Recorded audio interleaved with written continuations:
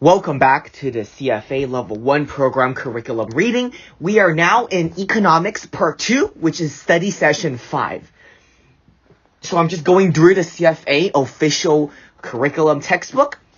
I'm reading from the first textbook all the way to the last. We are currently on Study Session 5, Economics 2, around 1,000 pages into the 3,600 page program curriculum. This study session begins with monetary and fiscal policies, including their use by central banks and governments. Economics as a global context is then introduced. Next follows a discussion of flows of goods and services and physical and financial capital that occurs across the national borders. Highlighted in the discussion are the relationships between different types of flows and the benefits of trade to partners. Finally, given the operations of investment in global markets involve foreign exchange currency risks, the section includes an overview of the currency market fundamentals. Reading assignments. Reading 18 is about monetary and fiscal policy by Andrew. We don't really need to read the authors. You could read it yourself if you're curious. Reading 19 is about the international trade and capital flows. Reading 20 is about currency exchange rates. Let's just jump right into it. Reading 18, monetary and fiscal policies. Learning outcomes. The candidate should be able to compare monetary and fiscal policy, describe functions and definitions of money, explain the money creation process, describe theories of demand and for us the supply of money, describe the Fisher effect, describe roles and objectives of central banks, contrast the cost of expected and unexpected inflation, describe tools used to implement monetary policy, describe the monetary transmission mechanism, describe qualities of effective central banks, explain the relationship between monetary policies and economic growth, inflation, interest, and exchange rate, contrast the use of inflation, interest rates, and exchange rates targeted by central banks, determine whether a monetary policy is expansionary or contractionary, describe limitations of monetary policy, describe roles and objectives of fiscal policy, describe tools of fiscal policies, including their advantages and disadvantages, describe the argument about whether the size of a national debt relative to GDP matters, explain the implementation of fiscal policy and difficulties of implementation, determine whether a fiscal policy is expansionary or contractionary, explain the interactions of monetary and fiscal policy. One introduction. The economic decision of households can have a significant impact on the economy. For example, a decision on part of the household to consume more and to save less can lead to an increase in employment, investment, and ultimately profit. Equally, the investment decision made by corporations can have an important impact on the real economy and on corporate profits. But individual corporations can rarely affect large economies on their own. The decision of single households concerning consumption will have a negligible impact on the wider economy. By contrast, the decision made by governments can have an enormous impact on even the largest and most developed economies for two main reasons. First, the public sector of most developing economies normally employ a significant proportion of the population, and they are usually responsible for a significant portion of the spending in the economy. Second, governments are also the largest borrowers in world debt markets. Exhibit 1 gives some idea of the scale of government borrowing and spending. Okay, so here's the scale. Okay, this is 2009 though. Anyways, okay, continued. Cool. Government policies is optimally expressed through the borrowing and spending activities. In this reading, we identify and discuss two types of government policy that can affect a macro economy and financial markets: monetary policy and fiscal policy. Monetary policy refers to central bank activity that are directed towards influencing the quantity of money and credit in the economy. By contrast, fiscal policies refers to government decisions about taxation and spending. Both monetary and fiscal policies are used to regulate economic activity over time. They can be used to accelerate growth when an economy starts, or slow or moderate the growth when the economy starts to overheat. In addition, fiscal policy can be used to redistribute income and wealth. The overreaching goal of both monetary and fiscal policy is normally the creation of an economic environment where growth is stable and positive, and inflation is stable and low. Critically, the aim is therefore to steer the underlying economy so that it does not experience economic booms that may be followed by extended periods of low or negative growth and high levels of unemployment. In such a stable economic environment, households can feel secure in their consumptions and saving decisions, where corporations can concentrate on their investment decisions, on making their regular coupons payments to the bond holders, and on making profits for their shareholders. The challenges to achieving this overarching goal is many. Not only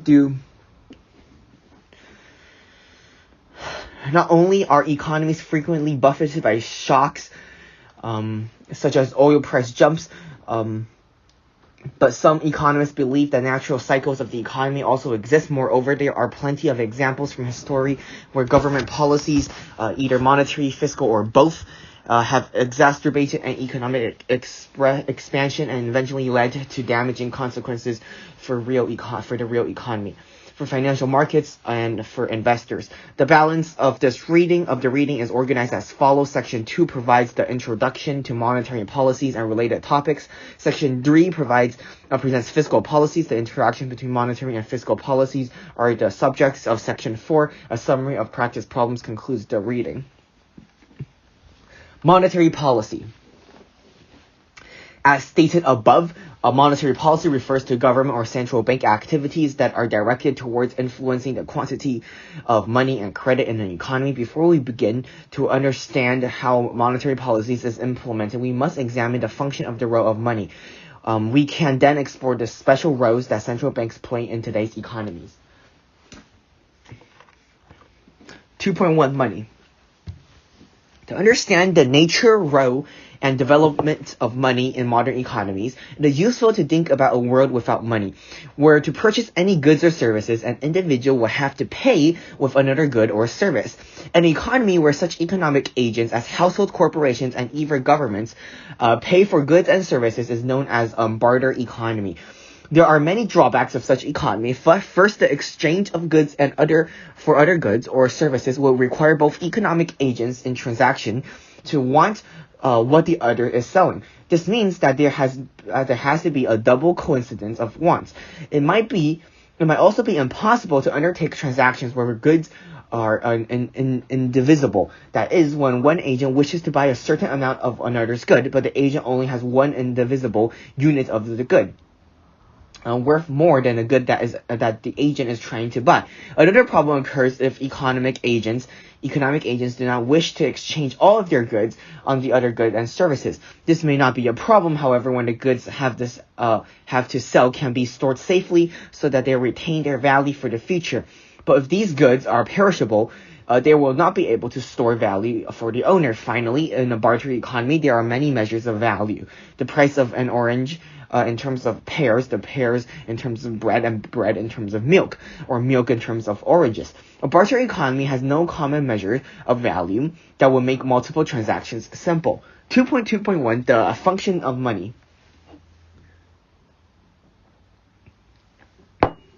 I'm drinking sweetened green tea to them.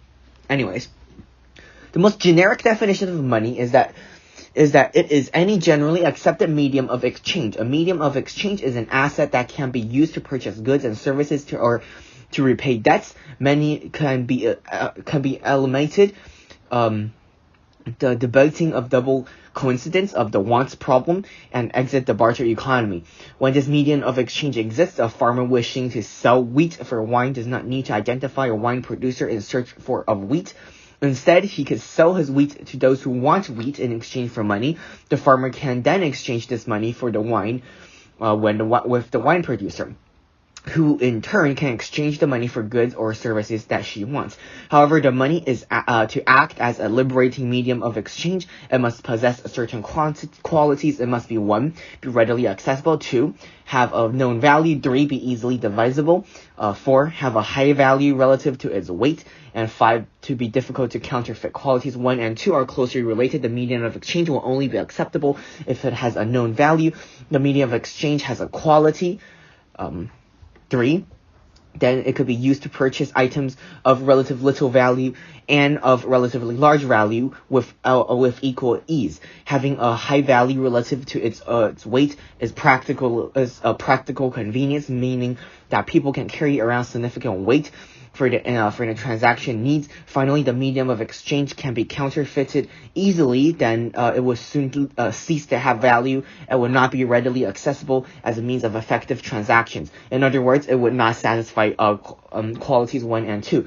Given the qualities of money needs to have, it is clear why precious metals, particularly gold and silver, then forfeit the roles of medium exchange in early societies. And as recently as the early part of the 20th century, precious metals were acceptable as a medium of exchange because they have a known value, were easily divisible, and have high value relative to their weight, and could not be easily counterfeited. Thus, precious metals were capable of acting as a medium of exchange, but they also fulfill 2 other useful functions that are essential for the characteristic of money. In a barter economy, it is difficult to store wealth from one year to the next when one's produce is perishable. Indeed, if it requires large warehouses in which to store it, because precious metals like gold are high relative to their bulk and were not perishable, they could act as stores of wealth. However, their ability to act as stores of wealth are not only dependent on the fact that they do not perish physically over time, but also on the belief that others would always value the precious metal. The value from year to year of precious metals depends on people's continual demand for them, and ornament, jewelry, and so on. For example, people were willing to use gold as a store of wealth because they believed that it would remain highly valued. However, if gold become less valuable or people relative to other goods and services, year after year, it would not be able to fulfill the role as a store of wealth. And as such might also lose its status as a medium of exchange. Another important characteristic of money is that it can be used to measure universal unit of account. As such, it can create a single unitary measure of value for all goods and services in an economy where gold and silver are the accepted mediums of exchange. All prices, debts, and wealth can be recorded in terms of their gold or silver coin exchange value. Money in its role as a unit of account drastically reduces the number of prices in an economy compared to barter, which requires the prices to be established for a good in terms of all other goods for which it might be exchanged. In summary, money fulfills 3 important functions. It acts as a medium of exchange, provides individuals with ways of storing wealth, and provides society with a convenient measure of value and unit of account. Paper money and money creation process. Although precious metals like gold and silver fulfill the required functions of money relatively well for many years, and although carrying gold coins around was easier than carrying around one's physical produce, it was not necessarily a safe way to conduct business. A crucial development in history was the promissory note. The process began with the individual began leaving their access gold with goldsmiths, who would look after it for them, and in turn the goldsmith would give the depositor a receipt stating how much gold they have deposited. Eventually, their receipts were traded directly for goods and services rather than there being a physical transfer of gold and goods buyers of the good seller. Of course, both the buyer and seller had to trust the goldsmith because the goldsmith had all the gold, and the goldsmith's consumers had only pieces of paper. These dispository receipts represented the promise to pay a certain amount of gold on demand. The paper money therefore became a proxy for the precious metals on which they were based. That is, they were directly related to a physical commodity. Many of these early goldsmiths evolved into banks, taking in excess wealth and in turn issuing promissory notes that can be used in commerce. And taking in other people's gold and issuing depository receipts and later promissory notes, it became clear that goldsmiths and early banks that not all the gold that they have in the vaults would be withdrawn at any one time. Individuals were willing to buy and sell goods and services with promissory notes, but the majority of the gold that backed the notes just sat in the vaults. Although this ownership would change with the flow of commerce over time, a certain proportion of the gold that was not being withdrawn and used directly for commerce could therefore be lent to others at a rate of interest. By doing so, the early banks created money. The process of money creation is a crucial concept to understand for the role that money plays in an economy. Its potency depends on the amount of money that banks keep in the reserve to make the withdrawal to its customers. The practice of lending customers money to others on an assumption that not all customers will want all the money back one given time is known as fractional reserve banking. Let me drink my tea real fast.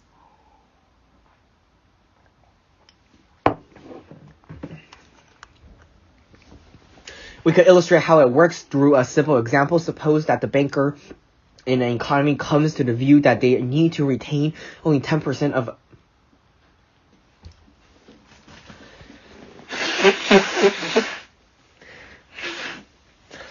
any money deposited with them. This is known as the reserve requirement. Now consider what happens when a customer deposits 100 euros in the First Bank of Nations. This deposit changes the balance sheet of the First Bank of Nations as shown in Exhibit 2, and it represents a liability to the firm or to the bank because it effectively loaned to the bank by the customers. By lending 90% of the deposit to another customer, the bank has two types of asset. One, the bank's reserve of 10 euros and the loan equivalent of 90.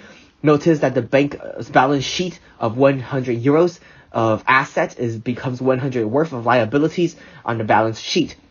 Now suppose that the recipient of the loan of 90 euros uses the money to purchase the same goods of the values, and the seller of deposits the 90 to another bank. The second Bank of Nations, second Bank of Nations goes through the same process. It retains 9 euros in reserve with the 90% of the deposit, which is 81 euros, to another customer, and the customer in turn spends 81 euros on the same goods or services. The recipient of these money deposits are the third Bank of Nations, and so on. This example shows how money is created when a bank makes a loan.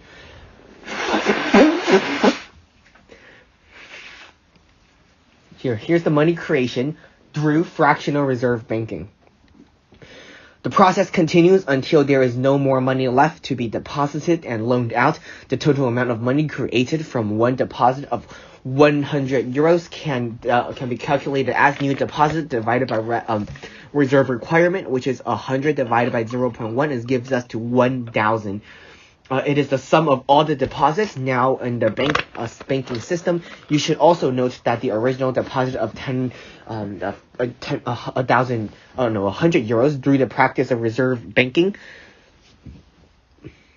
was the catalyst of 1,000 euros worth of economic transaction. That is not to say the economic growth would be zero without the process, but instead that it can be an important component in economic activity.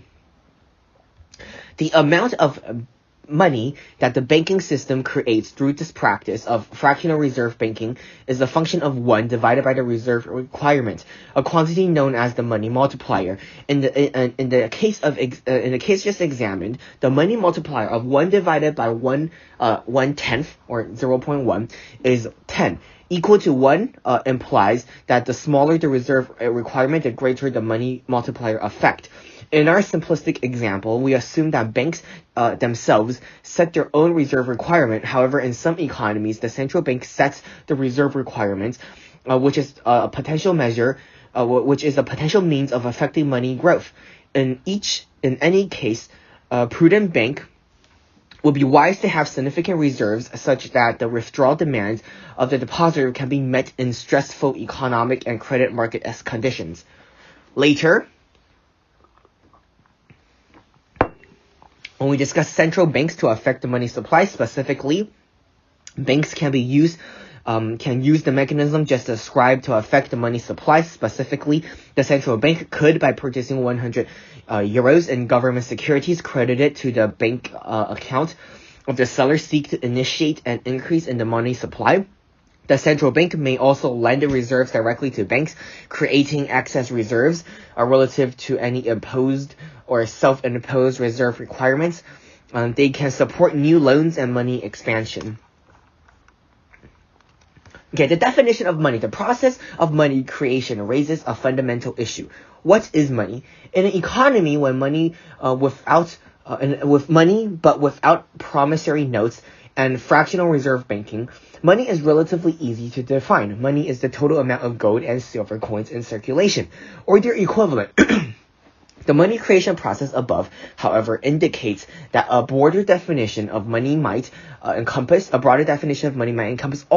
the notes and coins in circulation plus all bank deposits.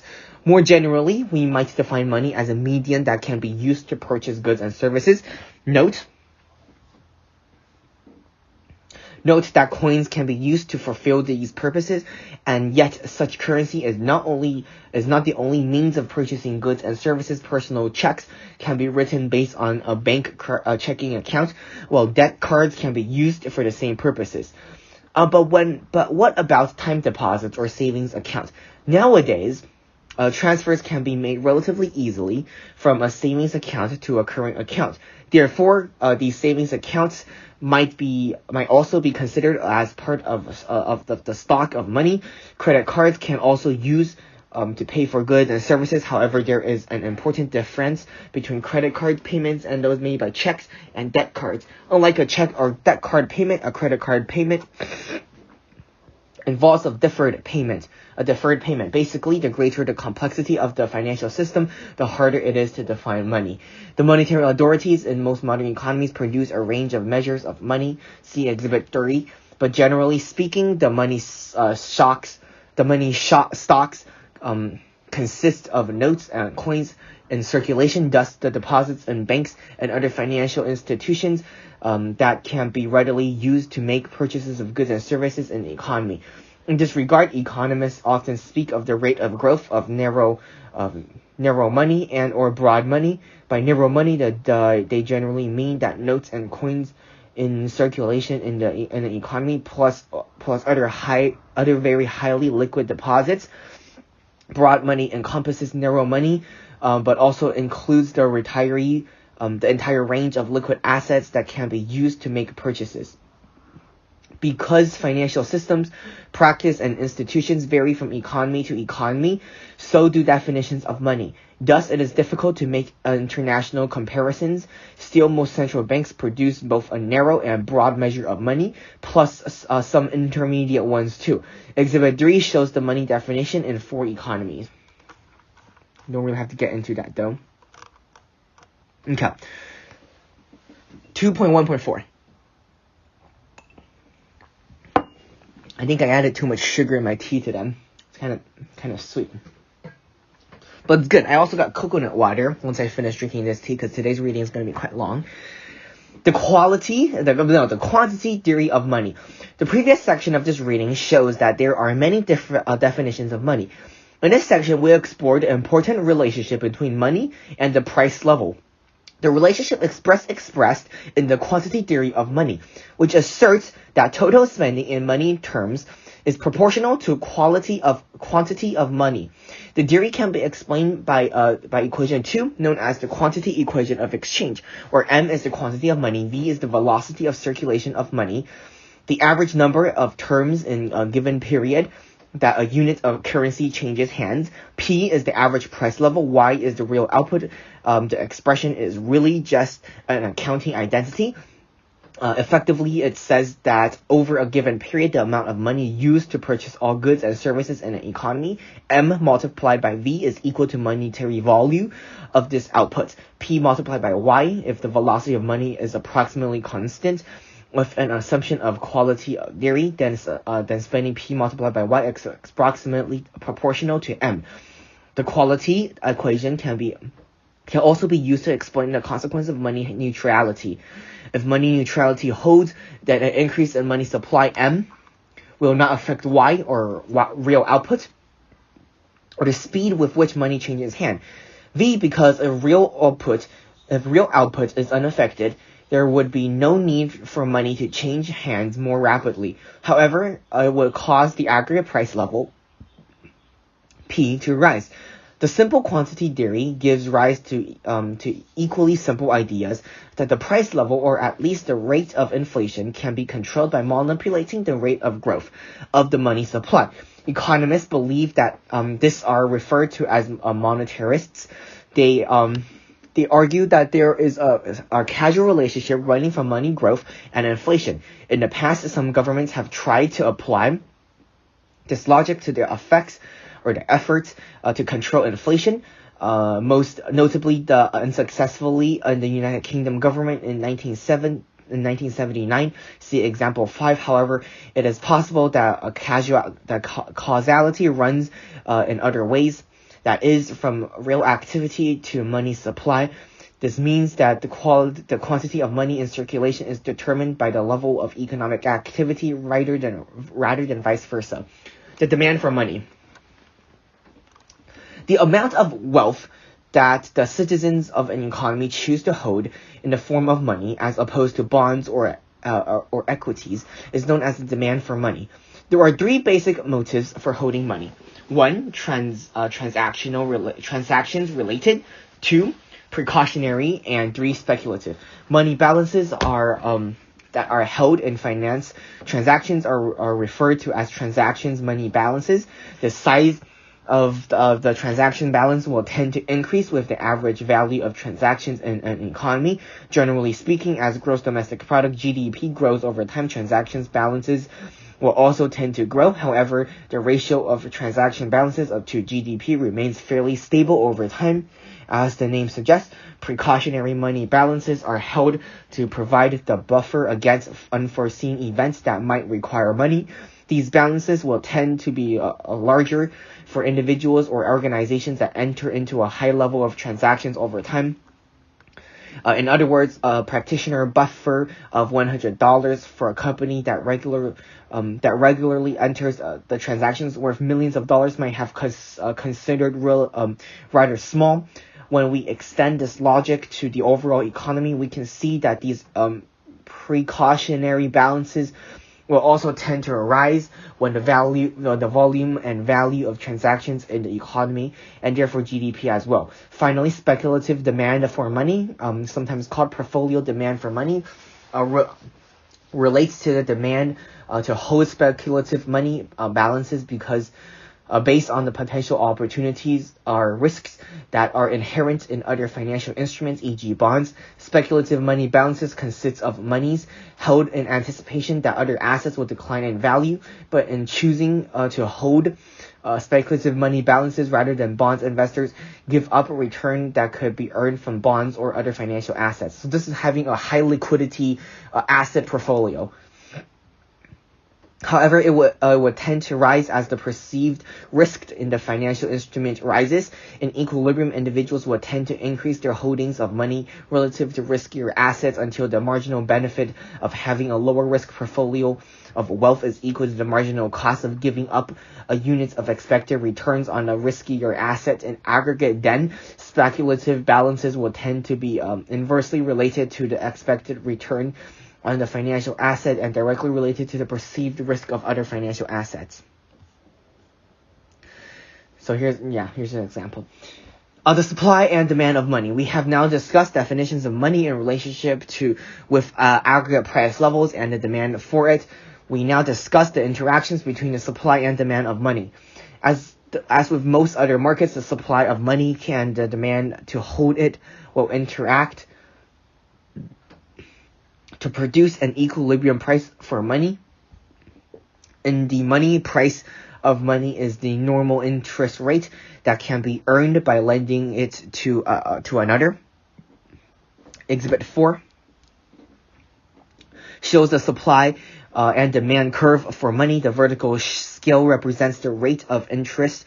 The horizontal scale plots the quantity of normal money in an economy. The supply curve, marginal MS, or money supply is vertical because we assume that there is a fixed normal amount of money circulating at any time. The demand curve, money demand, or MD, is downward sloping because the interest rate rises. Speculative demands for money falls.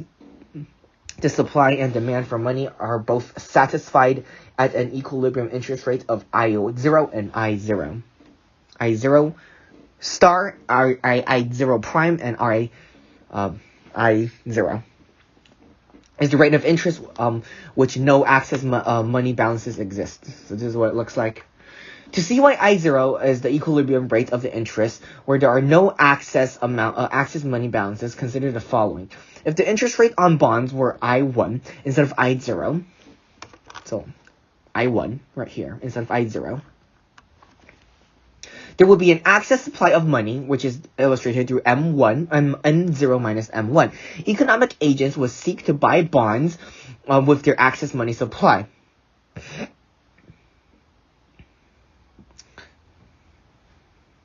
Similarly, if bonds offers a rate interest of I2, there will be an excess demand for money.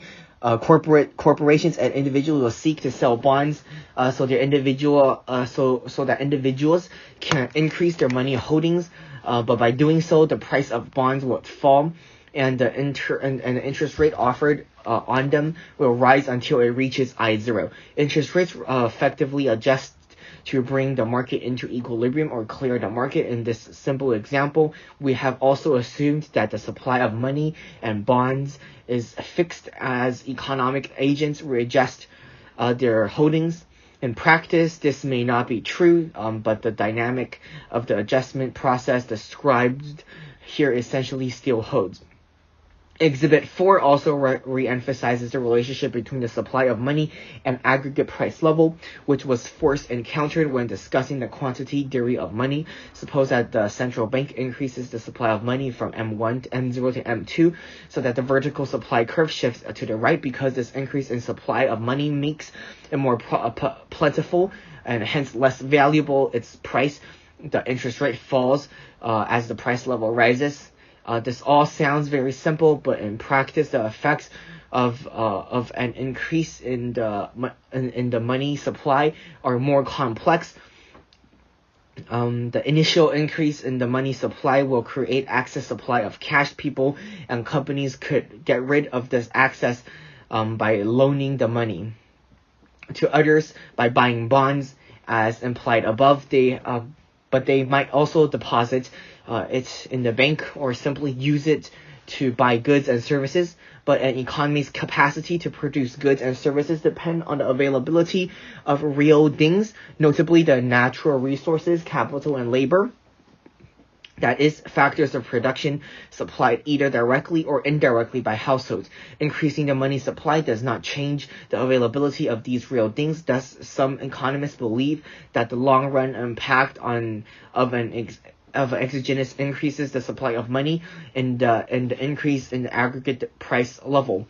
The phenomenon whereby an increase in money supply is thought in the long run simply as to lead to an increase in the price level, while leaving real valuables like output and employment unaffected.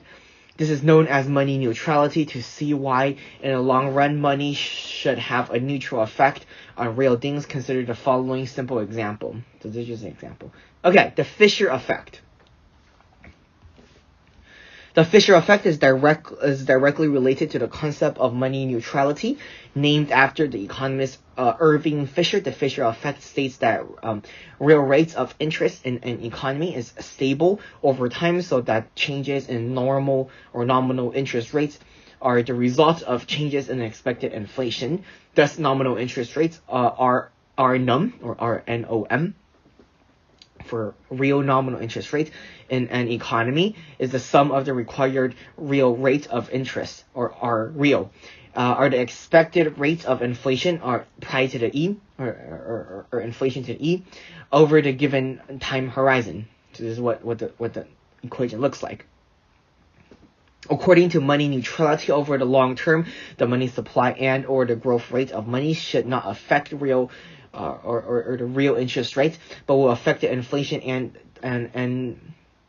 inflation expectations. The Fisher effect will demonstrate that embedded in every nominal interest rate is an expectation of future inflation. Suppose that 12-month U.S. government T-bills offers a yield equal to 4% over the year. Suppose also that T-bill investors wish to earn a real rate of return of 2% and expected inflation to be 2%.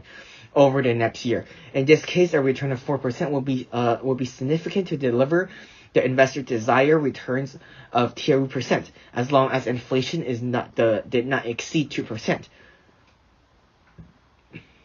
Now suppose that investors change their view about future inflation and instead expect it to equal a 3% over the next 12 months. To compensate them for the higher expected inflation, the T-bill will have to raise to 5%, thereby preserving the required 2% real return. There is no one caveat in this example. Investors can never be sure about future values of such economic variables as inflation and real growth. To compensate them for this inaccuracy, they require a risk premium. The greater the uncertainty, the greater the required risk premium. So all nominal interest rates are actually comprised of three components: a required real return, a component compensating investors for expected inflation, and a risk premium to compensate them for uncertainty. The role of central banks. Central banks play a number of roles in the modern economy. Generally, a central bank is the monopoly supplier of the currency, the banker to the government, and the bankers' banks. The leader of the last resort, the regulator and supervisor of the payment system, the conductor of monetary policy, and the supervisor of the banking system. Let us examine these roles in turn. In the earliest forms, money can be exchanged for pre-specified precious commodities such as gold, and promissory notes were issued by many private banks. Today, however, state-owned institutions, usually central banks, are designated in law as being the monopoly supplier of currency. Initially, the monopolists suggest money that can be convinced into a pre-specified amount of gold. They are higher to the gold standard. For example, up to 1931, banks issued by British Central Bank, the Bank of England, can be redeemed at the bank for pre-specified amounts of gold. But Britain, like most other major economies, abandoned the convertibility principle in the first half of the 20th century. Money in all major economies today is not convertible by law into anything else, but it is, in law, legal tender. This means that it must be accepted when offered in exchange for goods and services. Money that is not convertible to any other commodity, such as fiat money. Fiat money derives its value from government decrees, and because people accept it for payments of goods and services and for debt repayments. As long as fiat money is acceptable to everyone in the median of exchange, and it holds the value over time, then it will also be able to serve as a unit of account. However, once an economy has moved to a system of fiat money, the role of suppliers to that money becomes even more crucial, because they could, for example, expand the supply of this money indefinitely should they wish to do so. Central banks therefore plays a crucial role in the modern economies as a supplier and guardian of these values of the fiat currencies, and as institutions changed with the role of maintaining confidence in their currencies. As the monopoly supplier of the economy's currency, central banks are the center of economic life. As such, they assume other roles in addition to being the support suppliers and guardians of the value of their currencies. Most central banks act as the banker to the government and to other banks. They also act as the lender of last resort to the banks, because the central bank effectively has the capacity to print money. It is in the positions to be able to apply to funds to banks, and that facing a damaging shortage, the fact that economic agents know that the central bank stands ready to provide the liquidity required by any of the banks under the jurisdiction, and that they trust government bank deposits, insurance help to prevent bank runs in the first place. However, the recent financial crisis has shown that the knowledge is not always sufficient to deter a bank run. Central banks are also often charged by the government to supervise the banking system, or at least to supervise those banks that are licensed to accept deposits. However, in some countries, the role is undertaken by a separate authority. In other countries, the central bank can be jointly responsible for another body of the supervision of its banks. Exhibit 5 lists the banking supervisions in the G9 countries. Central banks are under central banks are underlined as the exhibit shows. Most but not all bank systems have a single supervisor, which is not necessary a central bank. A few countries such as Germany and United States have more than one supervisor. The United Kingdom is an interesting case of study for this regard. Until May of 1997, the Bank of England has a statutory responsibility for banking supervisions in the United Kingdom. In May 1997, banking supervision was removed from the Bank of England and assigned to a new agency, the Financial Service Authority, or the FSA. However, the removal of responsibility for banking supervisions from the central bank was seen by some as being a contributory factor in the run of the mortgage bank Northern Rock, and generally as a contributory factor in the recent banking crisis. Because of this perceived weakness in the separation of the central bank from banking supervision to Bank of England, regulated responsibility for banking supervisions and regulations in 2013. Perhaps the least appreciated role of central banks is the role of payment systems. Central banks are usually asked to oversee, regulate, and set standards for a country's payment system. Every day, millions of financial transactions take place in the modern economy. For that system to work properly, processes must be robust and standardized. The central bank will usually oversee the payment system and will also be responsible for the successful introduction of new processes. Given the international nature of finance, the central bank will also be responsible for coordinating payment systems internationally with other client banks. Most central banks would also be responsible for managing their country's foreign currency reserves and also its gold reserves. With regard to the latter, even though countries abandoned the gold standard in the earlier part of the 20th century, the world's central bank still holds large quantities of gold. As such, if central banks were to decide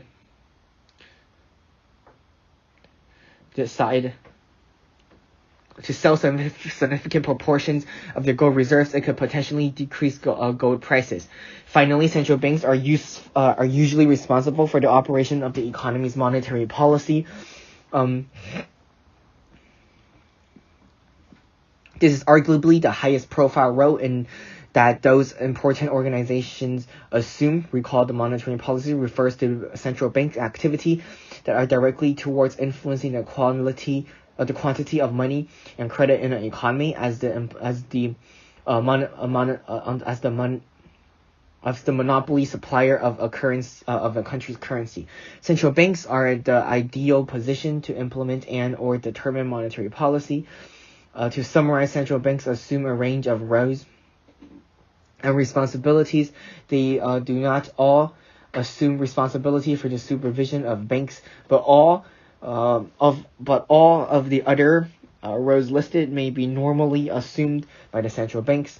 Monopoly suppliers of the currency, bankers in the government and the banks, lending and last resort, and regulatory and supervisors for the payment system. The objectives of monetary policy. Central banks fulfills a variety of important roles, but for what overarching purpose? A brief perusal of the website of the World Central Bank will reveal a wide range of explanations of their objectives. The objectives are clearly related to their roles,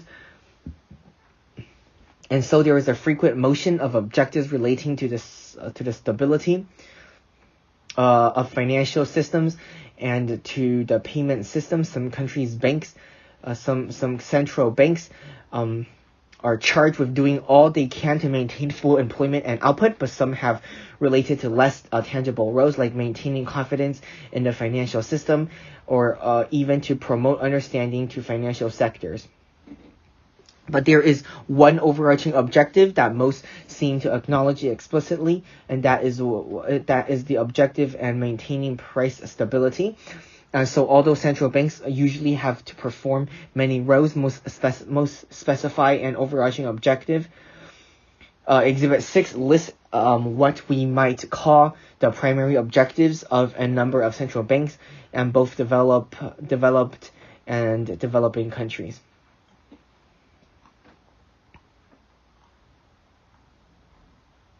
As we have already discussed, one of the essential features of a monetary system is that the medium of exchange should have a relative stable value from one period to the next.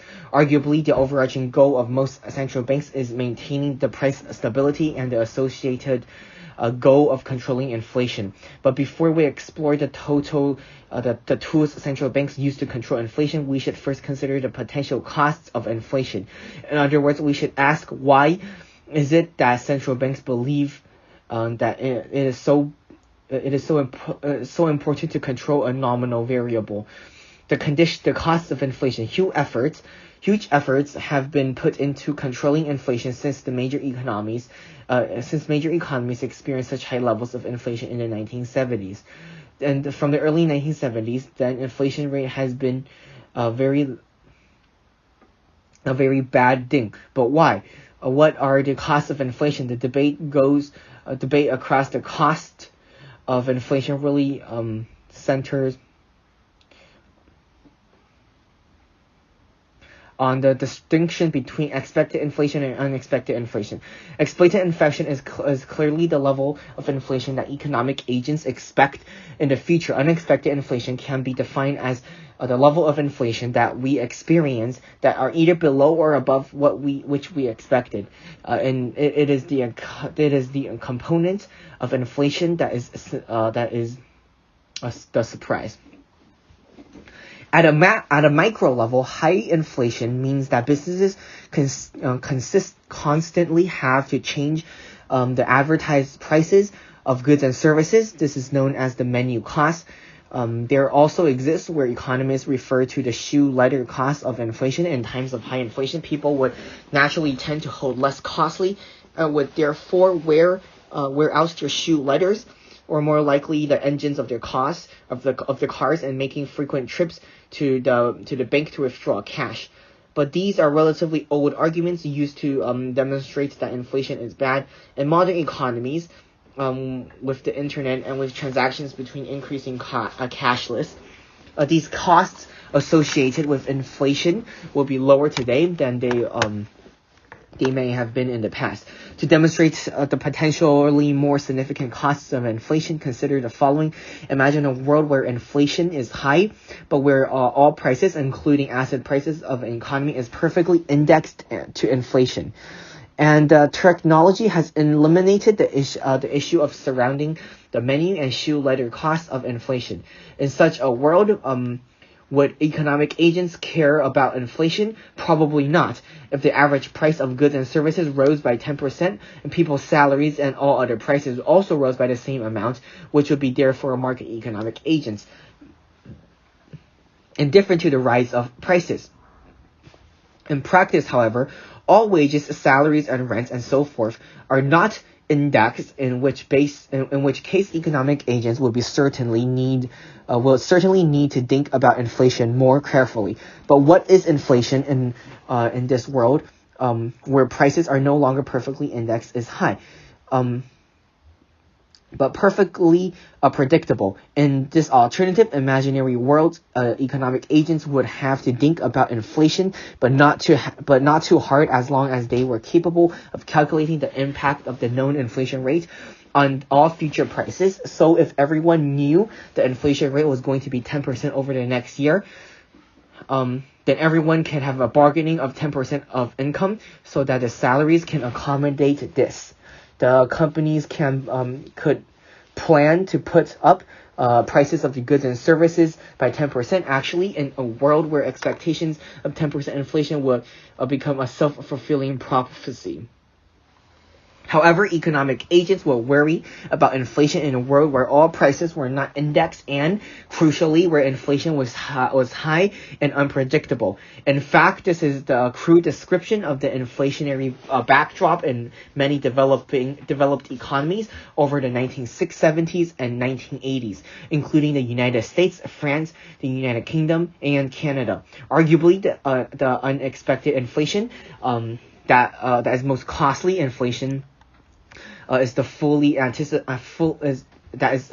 anticipated can be factored into wage negotiations and priced into businesses and financial contracts.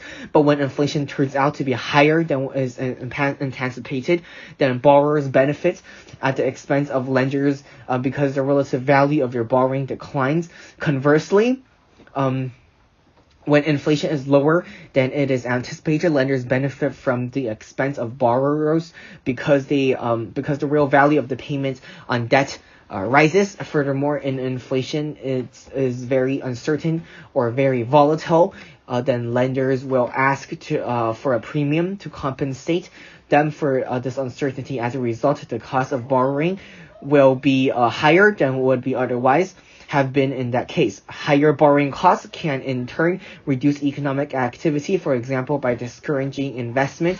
It is also possible that inflation uncertainty can exacerbate the economic cycle. Inflation uncertainty is the degree to which economic agents view future rates of inflation is hard to forecast. Take, for example, the case of imaginary television manufacturers. Suppose one day that the manufacturer looks at the market for television and sees that the market price of television has risen by 10%. Armed with this information, the manufacturer assumes that there has been an increase in demand for television, or maybe the reduction in supply. So to take advantage of the new higher prices, the manufacturer extends the factory, employs more workers, and begins to produce more televisions. Having now increased the output of the factory, the manufacturer then attempts to sell the extra televisions that the factory has produced, but to its horror, the manufacturer finds out that there is no extra demand for television. Instead, a 10% rise in television prices was caused by a generalized 10% increase in all consumer prices across the economy. The manufacturer realizes that it has a surplus stock, surplus factory capacity, are too many workers, so it cuts back on production, lays off some workforce, and realizes that it wouldn't need to invest in new plants or machinery for a long time. The example emphasizes the potential distributionalization impact of unexpected inflation. It demonstrates how unanticipated inflation can reduce the information content of market prices of economic agents. If we scale the example up, it should not be too difficult to imagine how an unanticipated increases this example up. It should not be Over the last 2 or 3 decades, the consensus among economists have been that unanticipated and high levels of inflation can have an impact on real things like employment, investment, and profits. And therefore, that controlling inflation should be one of the main goals of macroeconomic policies. Let me drink my coconut water real fast. So I was drinking green tea, sweetened green tea, but I finished that cup. So I also got myself a glass of coconut water. Coconut water is rather sweet. Monetary policy tools. Central bank has 3 primary tools available to them: open market operations, the refinancing rate, and the reserve requirements. Open market operations, one of the most direct ways for central banks to increase or reduce the amount of money in circulation is through open market operations. Open market operations involves the purchase or sale of government bonds from the commercial bank and or designated market makers. For example, when the central bank buys government bonds for commercial banks, this increases the reserve of private sector banks on the asset side of their balance sheet. If bankers then use the surplus reserve to increase lending to corporations and households, then through the money multiplier process explained in section 2.1.2, broad money growth expands. Similarly, the central bank can sell government bonds to commercial banks. By doing this, the reserve of the commercial bank declines, reducing the capacity to make loans, i.e. generate credit to households and corporations, and thus causing broad money growth to decline through the money multiplier mechanism. In using open market operations, the central bank may target a desired level of commercial bank reserves or a desired interest rate for these reserves. The central bank's policy rate, the most obvious expression of central bank's intentions and views, comes through the interest rate it sets. The name of the official interest rate or official policy rate, or just the policy rate, varies from central bank to central bank, but its purpose is to influence short and long-term interest rates and ultimately real economic activity. The interest rate that a central bank sets and the announces publicly is normally the rate which it is willing to lend money to commercial banks. Although practices do vary from country to country, the policy rate can be achieved by using short-term collateralized lending rates known as repo rates. For example, if the central bank wishes to increase the supply of money, it may buy bonds, usually government bonds, from the banks with an agreement to sell them back to some times in the future. This transaction is known as the repurchase agreement. Normally, the maturity of a repo agreement ranges from overnight to 2 weeks. In effect, these represent the secured loans to the bank, and the lender, in this case the central bank, earns a repo rate. Suppose that a central bank announces an increase in its official interest rate. Commercial banks will normally increase the base rate at the same time. A commercial bank's base rate is the reference rate at which is base lending. Okay, anyways, the answer is that commercial banks would not want to have lent at a rate of interest that would be lower than they may have charged by the central bank. Effectively, the central bank can force commercial banks to borrow from it at a rate because it can conduct open market operations that creates a shortage of money, forcing the banks to sell bonds with a pre-agreed purchasing price.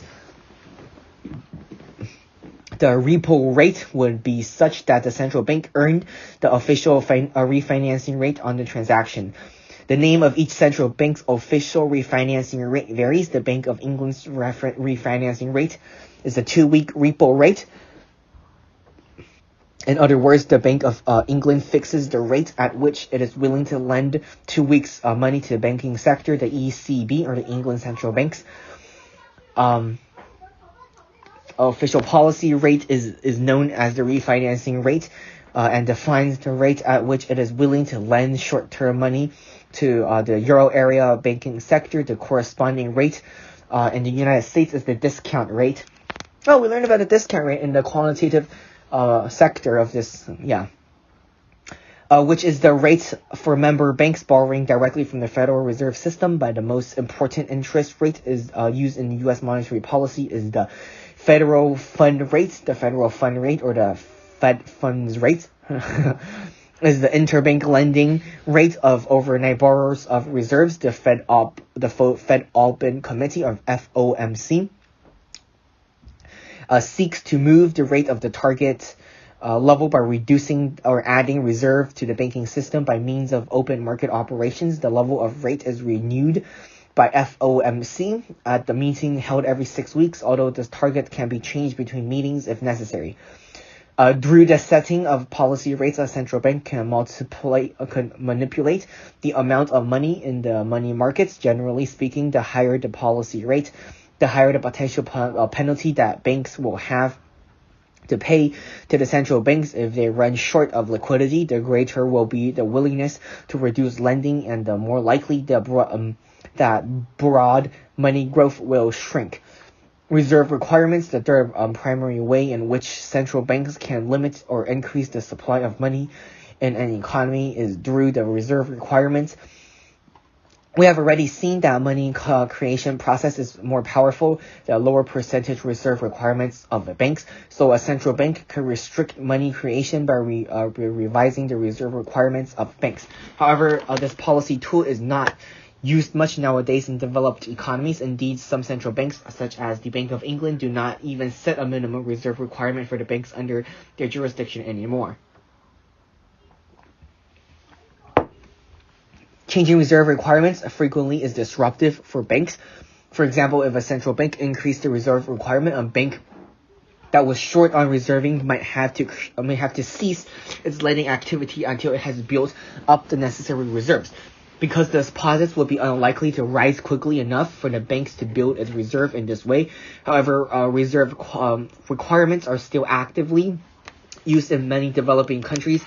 For example, in China and India, and they remain a potential policy tool for those central banks that do not currently use it.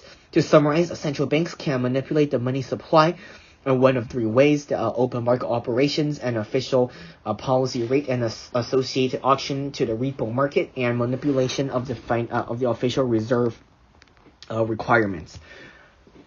2.3.3 transmission mechanism, the overreaching goal.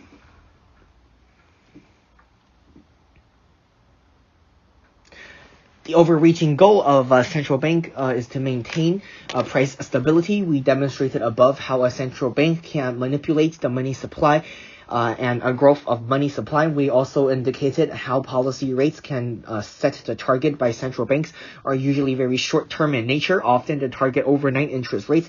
However, most businesses and individuals in the real economy borrow and lend money much longer time frames than this. It may not be obvious then how changing short-term interest rates can influence the real economy, particularly if money neutrality holds in the long run. The fact that central banks believe that they can affect real economic variables, in particular economic growth, by influencing broad money growth suggests that they believe that money is not neutral. At least not in the short run. Exhibit 7 presents us a stylized representation of the money transmission mechanism. This is the process whereby a central bank's interest rate gets transmitted through the economy and ultimately affects the rate of increase of prices, that is inflation. Suppose the central bank announces an increase in the official interest rate, and the implementation of the policy may begin to work through the economy through 4 interrelated channels. The channel includes bank lending rates, asset prices, agents' expectations, and changes and exchange rates. First, as described above, the base rates for commercial banks and interbanks should rise in response to the increase in the official rate. Banks would in turn increase the cost of borrowing for individuals and companies over both short and long-term horizons. Businesses and consumers would then tend to borrow less as interest rates increase. Increase in short-term interest rate could also cause the price of such assets as bonds or the value of capital projects to fall as the discount rate for future cash flows rises. Market participants would then come to the view that higher interest rates will lead to slower economic growth, reduces profits, and reduces borrowing to finance asset prices. To finance asset purchases. Exporters' profit might decline if the rise in interest rates cause the country's exchange rate to appreciate, because this would make domestic exports more expensive to overseas buyers and dampen demand to purchase them. The falls in asset prices will, as well as an increase in prices, will reduce household financial wealth and therefore lead to a reduction in consumption growth. Expectations regarding interest rates can play a significant role in an economy. Often companies and individuals will make investments and purchasing decisions based on their interest rate expectations extrapolated from recent events. If the central bank's interest rate moves and widely expected to be followed by other interest rates increases, investors and companies will act accordingly. Corresponding borrowing and asset prices may also decline as a result of revisions and expectations.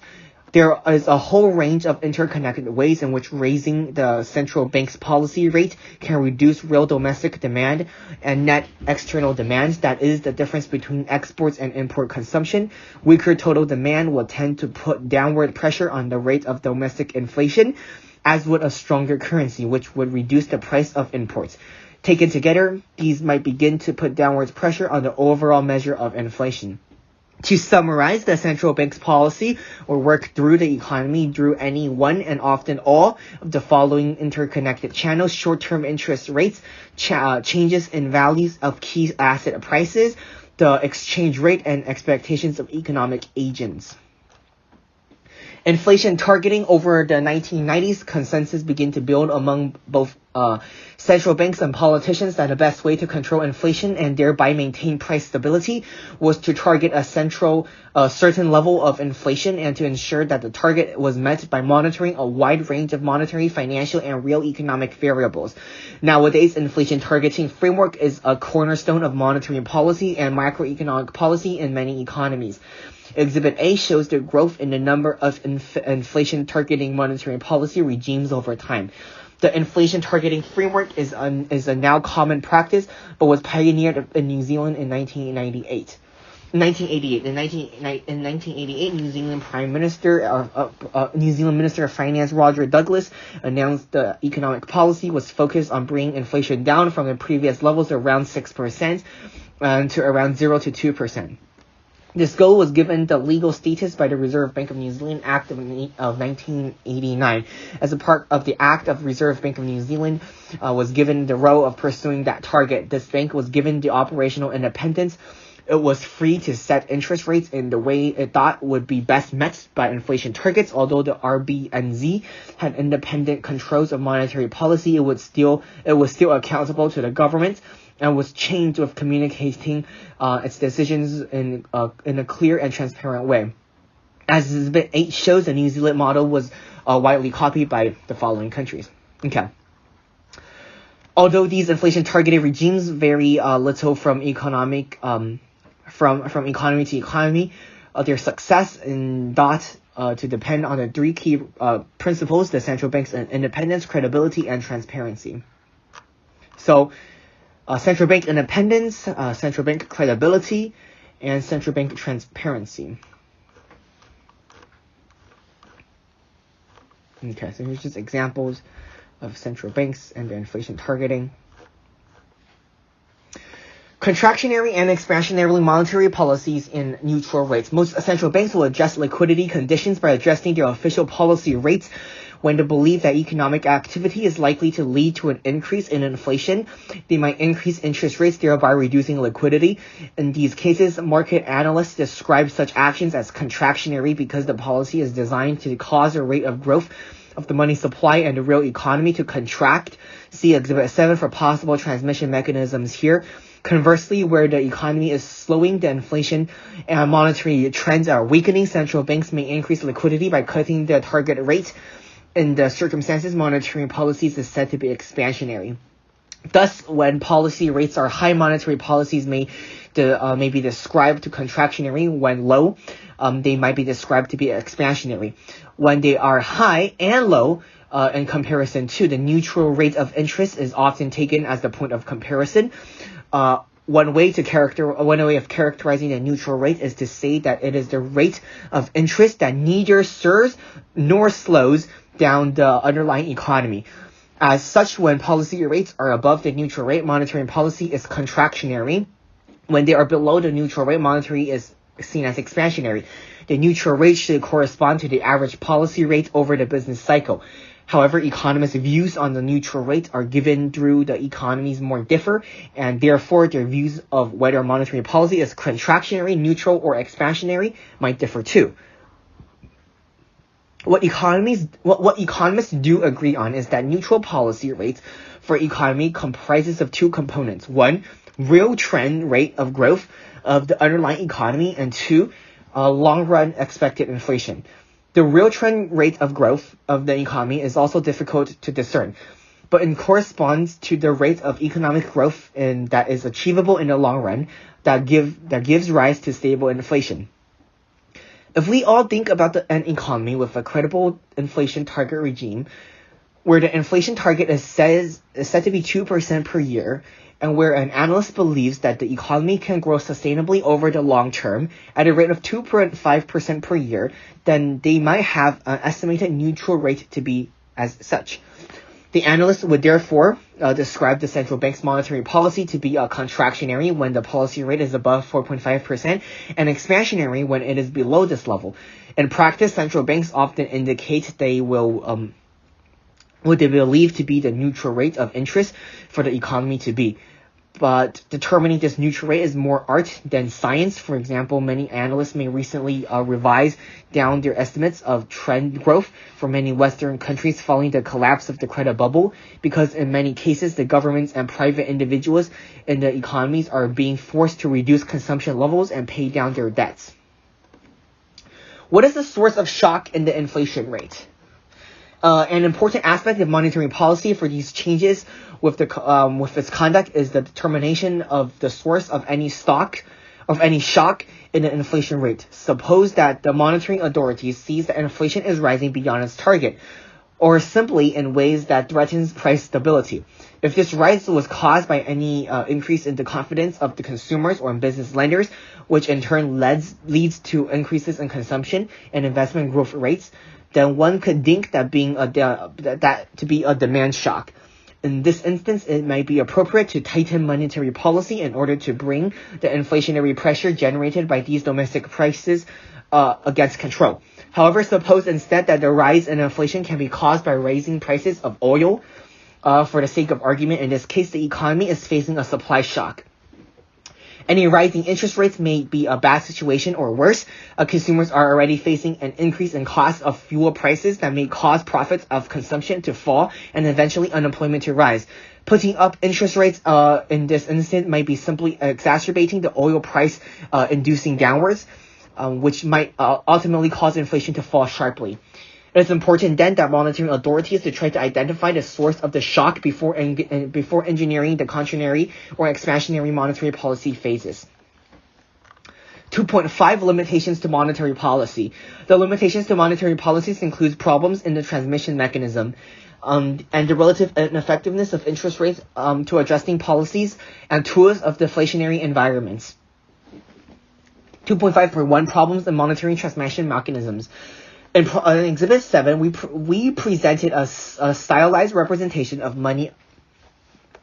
monetary policy transmission mechanisms, including the channels of banking, lending, interest rates, asset prices, expectations, and exchange rates. The implications of the diagram is that there are channels through which the actions of central banks or monetary authorities are transmitted to both the nominal and real economy. However, there may be some occasions where the will of the monetary authority is not transmitted seamlessly through the economy. Suppose that the central bank raises interest rates because it is concerned about the strengthening of the underlying inflationary pressures. Long-term interest rates are influenced by the path of expected short-term interest rates, so the outcome of the rate hike will be deepened on market expectations. Suppose that the bond market participants think that short-term rates are already too high, that the monetary authorities are risking a recession, and that the central bank will likely undershoot the inflation target. This makes a long-term borrowing cheaper for companies and households, which may in turn stimulate economic activity rather than cause it to contract. Arguably, the more credible the monetary authority, the more stable the long end of the yield curve. Moreover, the monetary authority will be more confident that the policy message will be transmitted through the economy, a term recently used in the marketplace of bond market vigilance. The vigilance of the bond market participants who might reduce their demand for long-term bonds, thus pushing up their yields. If they believe that the monetary authority is losing its grip on inflation, the yield increases could act as a brake on any loose monetary policy stance. Conversely, the vigilance may push long-term rates down by increasing their demand for long-dated government bonds. If they expect that tighter monetary policy is likely to cause a sharp shutdown in the economy, thereby loosening monetary conditions for the long-term borrowers of the economy. A credible monetary policy framework and authority will tend to not let the required vigilance to do the work they want to do. In very extreme instances, there may be occasions where the demand of money becomes infinitely elastic. That is, where demand curves are horizontal and individuals are willing to hold additional money balances without any changes in the interest rate. So as further injections of money into the economy will not serve to further lower interest rates or affect real activity. This is known as the liquidity trap. In this extreme circumstance, monetary policy can become completely ineffective. The economic conditions for liquidity traps are associated with the phenomenon of deflation. Interest rate adjustments and deflationary environments on quantitative easing as a response. So the relationship between quantitative easing and deflationary environments with interest rates. Deflation is a pervasive and persistent fall in general price index and is more difficult for conventional monetary policy to deal with than inflation. This is because cutting nominal interest rates much below zero to stimulate the economy is difficult. It is at this point where the economic conditions for the liquidity trap arises. Deflation rises the real value of debt, while the persistent fall in prices can encourage consumers to put off consumption today, leading to a fall in demand that leads to further deflationary pressure. Thus, a deflationary trap can develop, which is characterized by weak consumption growth, falling prices, and increase in real debt. Japan eventually found itself in such a position following the collapse of the property bubble in the early 1990s. If conventional monetary policy, the adjustment in short-term interest rates, is no longer compatible of stimulating the economy once the zero or eventually negative normal interest rates bound to have been reached, the monetary policy is useless. In the aftermath of the collapse of the high-tech bubble of November 2002, Federal Reserve Governor, now Chairman of Ben Bernanke, gave a speech entitled "Deflation Making Sure It Doesn't Happen Here." In his speech, Bernanke stated that inflation was always and everywhere a monetary phenomenon, and he expressed great confidence that by expanding the money supply of various means, including dropping in the rates, the Federal Reserve, as the monopoly supplier of money, can always engineer positive inflation rates in the U.S. economy. He said, "I am confident that the Fed will take whatever measure necessary to prevent significant deflations in the United States. Moreover, the U.S. Central Bank, in corporation with other parts of the government, is needed, has significant policy instruments to ensure that any deflation that may occur will be both mild and brief." Following the collapse of the credit bubble in 2008, a number of governments, along with their central banks, cut rates to near zero, including those in the United States and the United Kingdom. Moreover, there were concerns that the underlying economies might not respond to the drastic monetary medicine, mainly because the related banking crisis has caused bubbles and banks to reduce their lending drastically in order to kickstart the process. Both Federal Reserve and Bank of England effectively printed money to pump in their respective economies. This unconventional approach to monetary policy is known as quantitative easing. It is operationally similar to open market purchases operations, but conduct on a much larger scale. The additional reserve created by central banks in the policy of quantitative easing can be used by any asset. The Bank of England chooses by gilts. Gilts are bonds issued by UK governments, similar to the T-bills in the US, where they focus on the gilts with 3 to 5 years of maturity. The idea was to add additional reserve would kickstart lending, causing broad money growth to expand, which would eventually lead to an increase in real economic activity, but there is no guarantee that banks will respond in that way. In a difficult economic climate, it may be better to hold excess reserves rather than to lend to households and businesses. That may be more defaults. Yeah. In the United States, the formal plan for quantitative easing mainly involves the purchase of mortgage bonds issued by or guaranteed by banks Part of the intention was to push down mortgages rates to support the U.S. housing market, as well as to increase the growth rate of broad market. But implementing this formal program, the Federal Reserve intervention in several other markets that were failing for lack of liquidity, including interbank markets and commercial paper markets. These interventions had a similar effect on the Federal Reserve balance sheet and money supply of the later quantitative easing programs.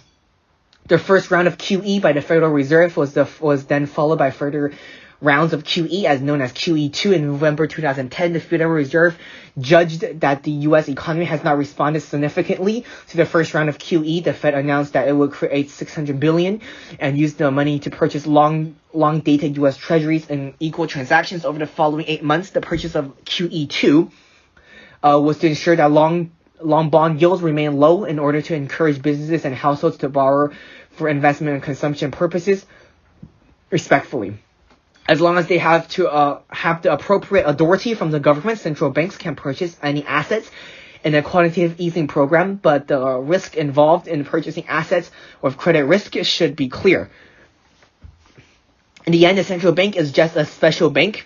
If it accumulates bad assets that then turns out to create losses, it can face a fatal loss of confidence in the main product, money. Limitations of monetary policy, a summary of what I just said. The ultimate problem for monetary authorities as they try to manipulate the supply of money is in order to influence the real economy, is that they cannot control the amount of money that households and corporations put in banks on deposits, nor can they easily control the willingness of banks to create money by expanding credit. Taken together, this also means that they cannot always control the money supply. Therefore, there are definite limits to the power of monetary policies. Alright, so here shows the inflation and deflationary percentage in Japan as shown in Exhibit 12. There are periods where it is negative, indicating deflation. Okay, so this is part 2 of reading 18 of the CFA Level 1 program curriculum. We will continue with part 3 of study session 5 in economics of reading 18. So, yes. Continued reading of the CFA Level 1 program curriculum, Fiscal Policy. The second set of tools used for influencing economic activity consists of the tools associated with fiscal policy. These involve the use of government spending and changing tax revenue to affect a number of aspects of the economy. Overall level of aggregate demand is an economy, and hence the level of economic activity. Distribution of income and wealth among different segments of populations, allocation of resource between different sectors of economic agents. Often discussion of fiscal policy focuses on the impact of changes in the difference between government spending and revenue on the aggregate economy, rather than on actual levels of spending and revenue themselves. Rows of objectives of fiscal policy. A primary aim for fiscal policy is to help manage the economy through its influence on aggregate nations' output, that is real GDP. Fiscal policy and aggregate demand. Aggregate demand is the amount companies and households plan to spend. We can consider a number of ways that fiscal policy can influence aggregate demand. For example, an expansionary policy could take one or more of the following forms. Cuts in personal income tax rate, disposable income with the objective of boosting aggregate demand. Cuts in sales indirect taxes to lower price, which raises real income with the objective of raising consumer demand. Cuts in corporations or company taxes to boost business profits, which may raise capital spending. Cuts in tax rates on personal savings to raise disposable income for those with savings, with the objective of raising consumer demand. New public spending on social goods and infrastructure such as hospitals and schools, boosting personal income with the objective of raising aggregate demand. We must stress, however, the reliability and magnitude of these relationships will vary over time and from country to country. For example, in a recession, with rising unemployment, it is not always the case that cuts in income taxes will raise consumer spending, because consumers may wish to raise their precautionary or rainy day savings in anticipation for further deterioration in the economy. Indeed, in very general terms, economists often deride into two camps regarding the workings of the fiscal policies. Keynesians believe that fiscal policies can have powerful effects on aggregate demand, output, and employment when there is a substantial space capacity in the economy. Monetarists believe that fiscal changes only have a temporary effect on aggregate demand and that monetary policy is more effective for tools of restraining or boosting inflationary pressure. Monetarists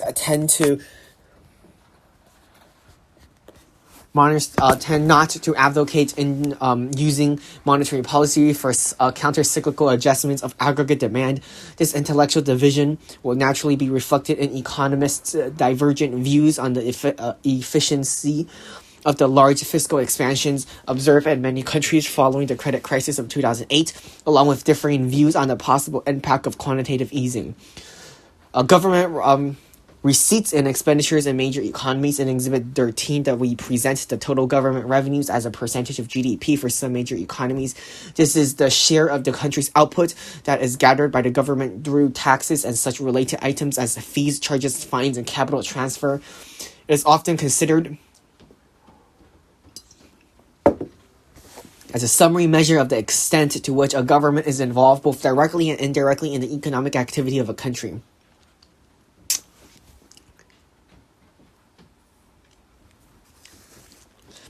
Taxes are formally defined as compulsory unrequited payments to the general government. They are unrequited in the same sense that benefits provided by a government to taxpayers are usually not related to payments. Exhibit 13 contains taxes on income and profits, social security contributions, indirect taxes on goods and services, employment taxes, and taxes on ownership and transfer of property.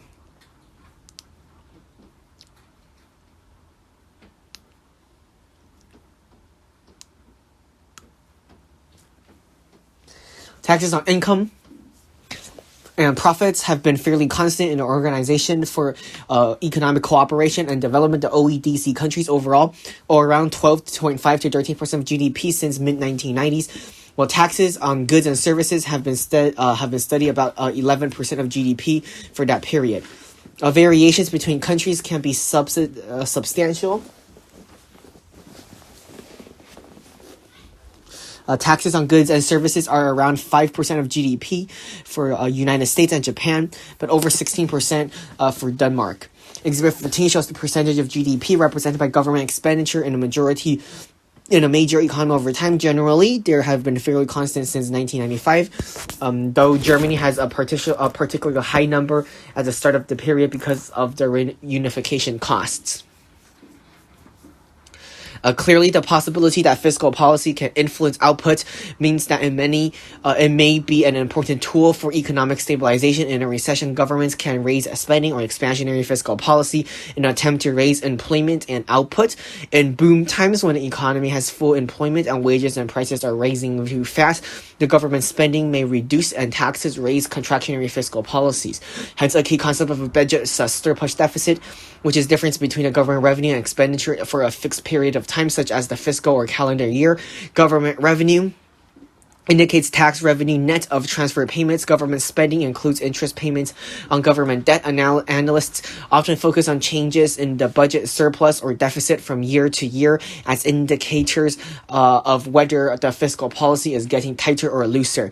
An increase in a budget surplus would be associated with contractionary fiscal policy, where a raise in the deficit is an expansionary fiscal policy. Of course, over the course of a business cycle, the budget surplus will vary automatically in a counter-cyclical way. For example, as the economy slows and employment rises, government spending on social insurance and unemployment benefits will also rise and add to aggregate demand. This is known as automatic stabilizers. Similarly, in boom conditions, ensures employment and income are high to progressive income and profit taxes are raised and also act as automatic stabilizers, increasing budget surplus or reducing budget deficits. The great advantage of automatic stabilization is that they are indeed automatic, not requiring the identification of shocks to which policymakers are considered a response.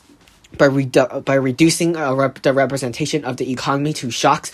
The automatic stabilizers reduce output fluctuations. Automatic stabilizers should be distinguished from discretionary fiscal policies, such as changes in government spending or tax rates, which are actively used to stabilize aggregate demand. And if government spending and revenues are equal, the budget is balanced.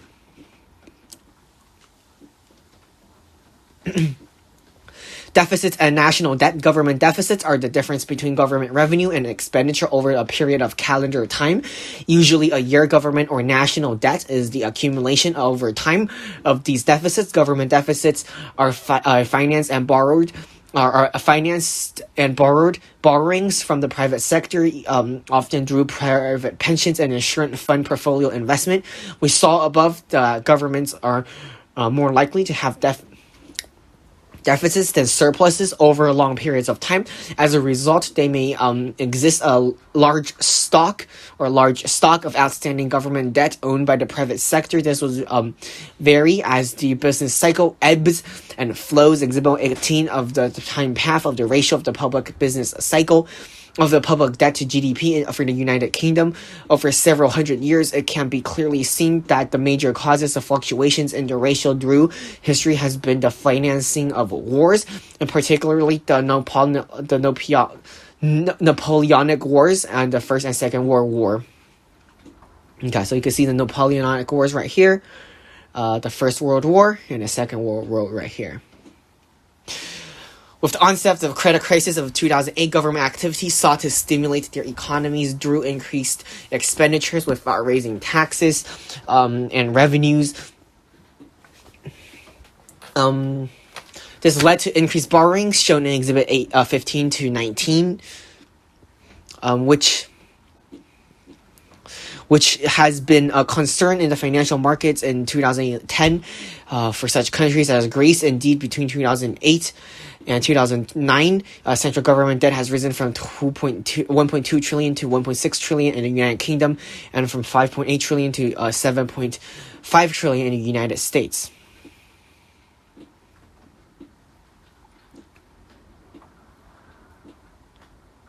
Look at Australia.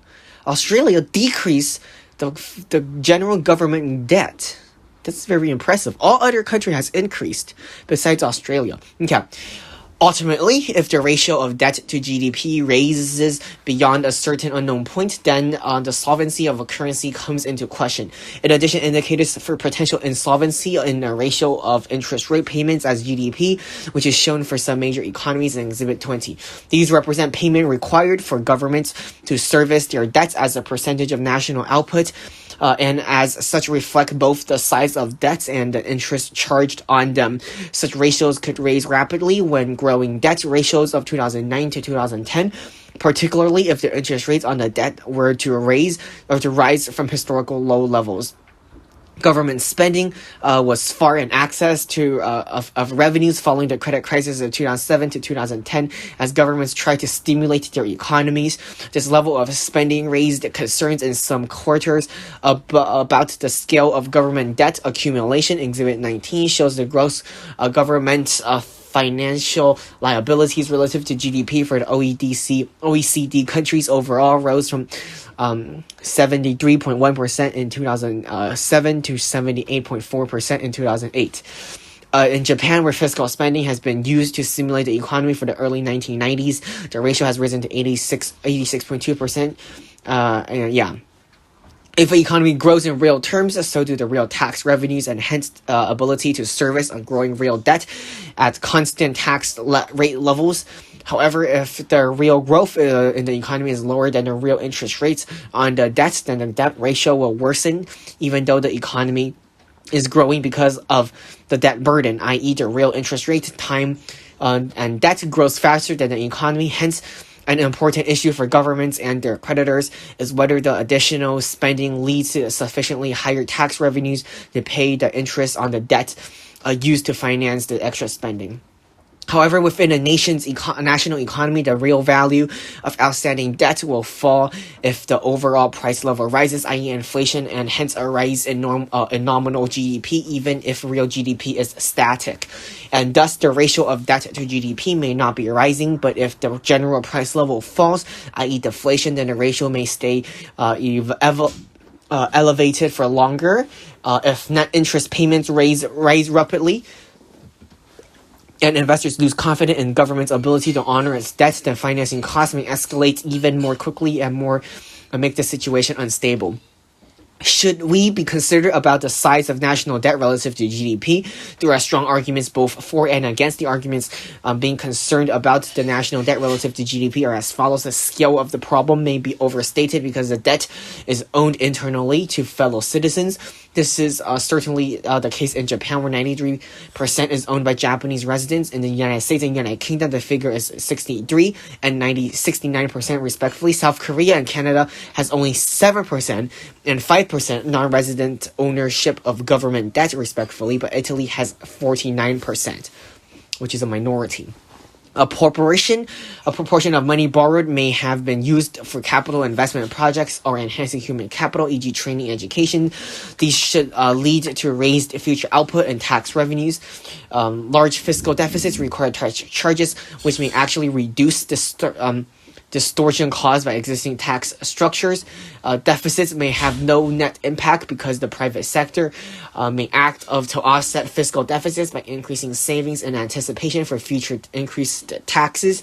This argument is known as the Ricardian equivalence and is discussed in more detail later.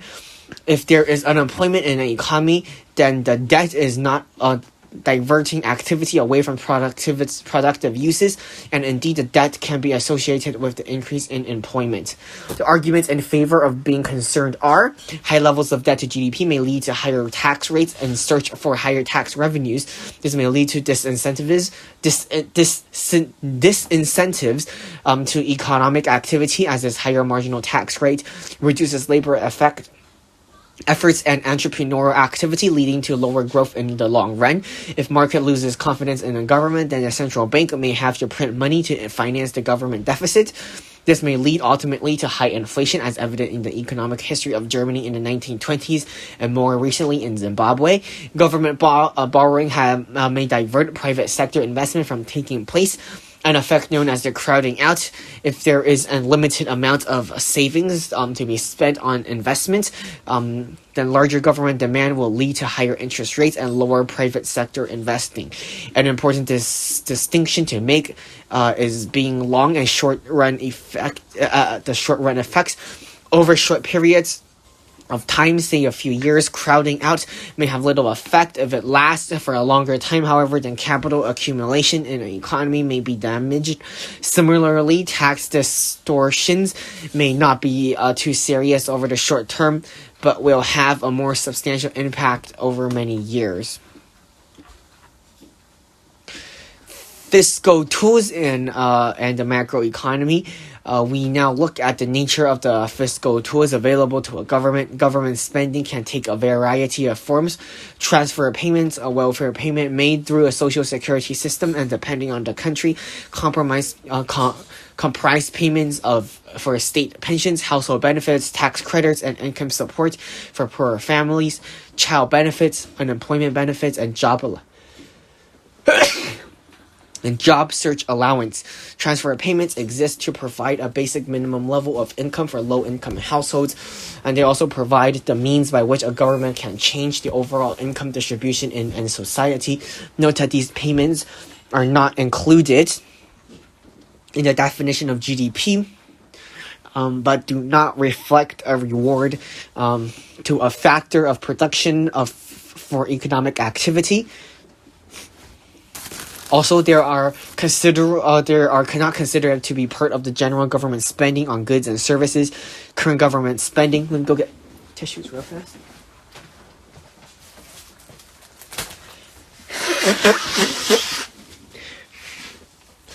Current government spending involves spending on goods and services that are provided on a regular current basis, including health, education, and defense. Particularly, such spendings have big impacts on the country's skill level and overall labor productivity.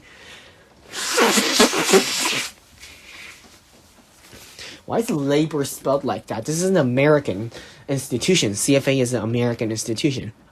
Funny. Capital expenditures includes infrastructure spending on roads, hospitals, prisons, and schools. This investment spending will add to a nation's capital stock and affect productive potential for an economy. Government spending can be justified on both economic and social grounds to provide services as defense that benefits all citizens equally. For infrastructure capital spending, e.g. roads, to help a country's economic growth. Guarantee a minimum level of income for poor people, and hence redistribute income and wealth, e.g. welfare and related benefits, to influence on government's objectives of low inflation and high employment and growth, e.g. management of aggregate demand, to subsidize the development of innovative and high-risk new products or markets, e.g. Alternative energy sources. Government revenues can take several forms. Direct taxes is levied on income, wealth, and corporate profits, and includes capital gains tax, national insurance or labor taxes, and corporate taxes. They may also include a local income or property tax.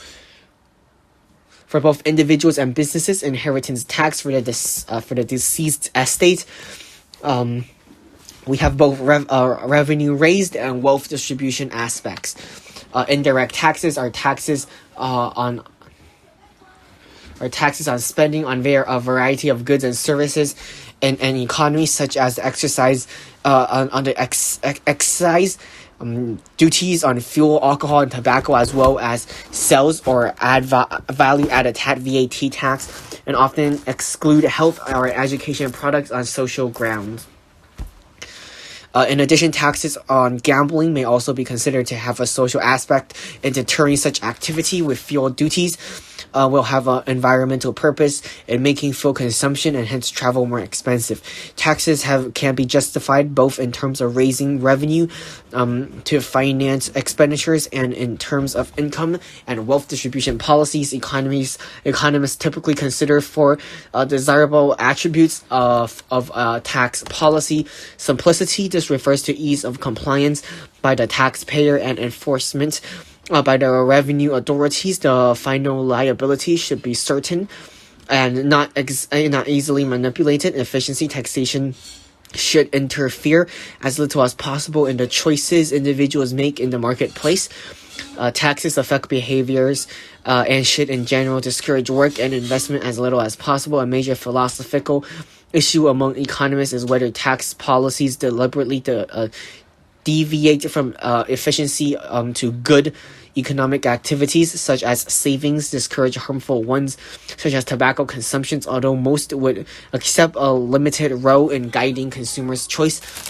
Some will question how well equipped policymakers are to decide on such objectives and whether there will be unwanted ancillary effects such as giving tax breaks for saving among people who already save and whose behaviors does not change.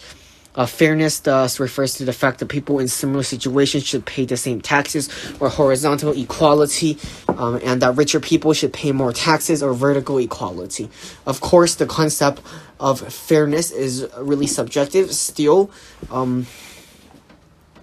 Most would agree that income tax rates should be progressive, that is, the households and corporations should pay proportionally more as their incomes rise. However, some people advocate flat tax rates whereby all should pay the same proportion of taxable income.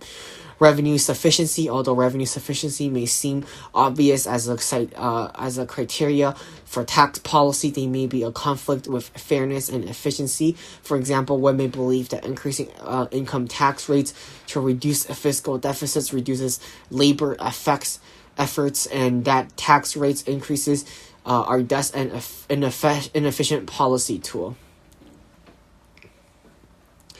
The advantages and disadvantages of using different tools of fiscal policy. The different tools used to expedite fiscal policy are means to try to put or keep an economy on the path of positive, stable growth, and with low inflation have been disadvantage and advantage.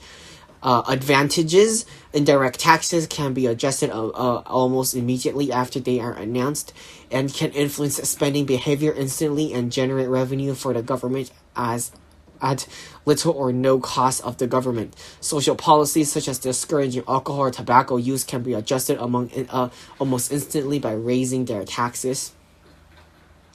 Disadvantages: direct taxes are more difficult to change without considerable notice, often many months, because payment computer systems will have to be adjusted, although the announcement itself may well have been a powerful effect to spending behavior more immediately. The same money may be said for welfare and other social transfers. Capital spending plans take longer to formulate and implement, typically over a period of years. For example, building a road or hospital requires detailed planning, legal permissions, and implementation. This is often a valid criticism of the active fiscal policy and was widely heard during the U.S. fiscal stimulus in 2009 to 2010. When, on the other hand, such policies add to the productive potential of an economy, unlike a change in personal or indirect taxes. Of course, the slower the impact of a fiscal change, the more likely other exogenous changes will already have been influencing the economy before the fiscal change kicks in. The above-mentioned tools may have exceptional effects, at least as powerful as the direct effects. Thus, announcements of future income tax rates a year ahead could potentially lead to reduced consumption immediately, such as delayed tax rises were a feature of UK fiscal policies of 2009 to 10. However, the evidence of the anecdotal, because spending behavior changes little until the delayed tax changes actually come into force. We define S as marginal propensity to save, or MPS, the amount saved out of an additional dollar of disposable income, because C plus S is equal to 1, hence S equals 1 minus C. In Exhibit 21, the marginal propensity to consume out of disposable income is 90%, or 0.9. The MPS is therefore 0.1. For every dollar of new or additional spending, total income and spending rises by 1 divided by 1 minus C. And because C is between 0 and 1, and it must be lesser than or greater than 1, it is a multiplier. This is the multiplier. If C equals 0.9, or individuals spend 90% of an additional income, then the multiplier equals 1 divided by 1 minus 0.9, which equals 10. A formal definition of the multiplier would be the ratio of change in equilibrium output to the change in autonomous spending that caused the change. This is a monetary measure. But because prices are assumed to be constant in this analysis, real and monetary amounts are identical given the fiscal policy is about changes in government spending, G, net taxes, or NT, and tax rates, T. We could see that the multiplier is an important tool for calibrating the possible impact of policy changes on output. However, we can introduce tax changes into the multiplier concept. We can do this by introducing the idea of disposable income, or YD, defined as income less income taxes, net of transfer Y minus N minus T, Y multiplied by N minus T. Households spend a proportion of C of disposable income, YD, that is CYD, or CY, marginal propensity to consume. Okay. We also made a video previously on this, if you guys have questions. The balanced budget multiplier in a government increases G by the same amount as it raises taxes. The aggregate output actually rises. Why is that? It is because the marginal propensity to spend out of disposable income is less than 1, and hence for every dollar less than YD, spending is falling from $C, hence aggregate spending falls less than the taxes raised by the factor of C. A balanced budget leads to a rise in output, which in turn leads to further rises in output and income through the multiplier effect. Suppose an economy has an equilibrium output or income level of 1,000, consisting of 900 and consumption of 100 of investment spending with a fixed and not related to income. If government spending is set to 200, financed by tax rates of government spending of $200 will rise or raise output by the amount, but the taxes of $200 reduce output by a similar amount. Not if MPC is less than 1, suppose that 0.9 and hence spending will only be falling by 90% to 200 or 180. The initial impact of this of the balanced fiscal package on accurate demand will be raised by 200 minus 180, which is 20. The additional output will in turn lead to further increases in income and output through the multiplier effect, even though the above policy involved in a combination of government spending and tax increases. The initially left of the government budget deficit / surplus unchanged.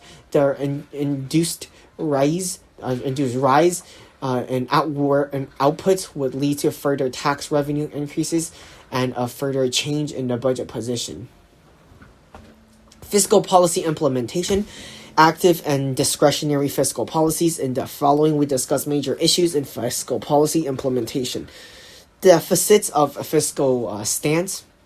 An important question is the extent to which the budget is a useful measure of the government's fiscal stance. Does the size of the deficit actually indicate whether fiscal policy is expansionary or contractionary? Clearly, such a question is important for economic policy makers insofar as the deficit can change for reasons unrelated to actual fiscal policy changes. For example, the automatic stabilizers mentioned earlier will lead to changes in the budget deficit unrelated to fiscal policy changes. A recession will cause tax revenues to fall and the budget deficits to rise. An observer may conclude that fiscal policy has been loosened and its expansion and that no further government action is required. To this end, economists often look at structural or cyclical adjustments, broad budget deficits as an indicator of the fiscal stance. This is defined as the deficit that would exist if the economy was at full employment or full potential output. Hence, if we consider a period of relative high employment, such as 2009 to 2000, high unemployment, with around 9 to 10% of workforce out of the work in the United States and Europe, then the budget deficits in these countries would be expected to be reduced substantially if the economies reduced to full employment. All the level tax revenues would be higher and social transfers lower. Recent data from major countries are given in Exhibit 22, with negative numbers refers to deficits and positive numbers to surpluses. A further reason why actual government deficits may not be a good measure of fiscal stance in the distinction between real and normal interest rates are the rows of inflation adjustment when applied to budget deficits. Although national economic statistics treats the cash interest payments on debt as government expenditure, and it makes more sense to consider the inflation adjustment or real interest payments.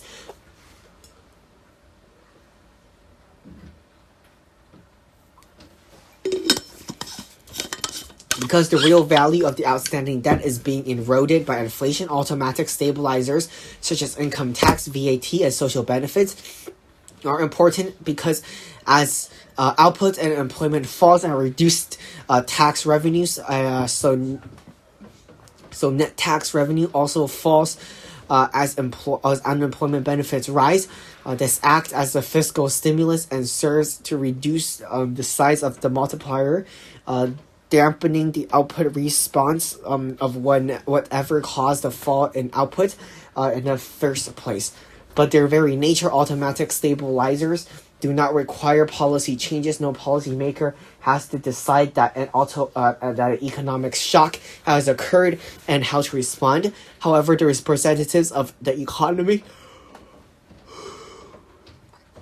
to shock it's automatically reduced and our movements in employment and output. In addition to these automatic adjustments, governments also use that discretionary fiscal adjustments to influence aggregate demand. And these will involve tax changes and or spending cuts to increase, usually with the aim of stabilizing the economy. A natural question is why fiscal policies cannot stabilize aggregate demand completely, hence ensuring full employment at all times. Difficulties in executing fiscal policies. Fiscal policies cannot stabilize aggregate demand completely because the difficulties in executing fiscal policies cannot be completely overcome. First, the policy makers do not have complete information on how the economy functions. It may take several months for policymakers to realize. So this is the recognition lag, the action lag, and the impact lag. The second aspect of time is the process is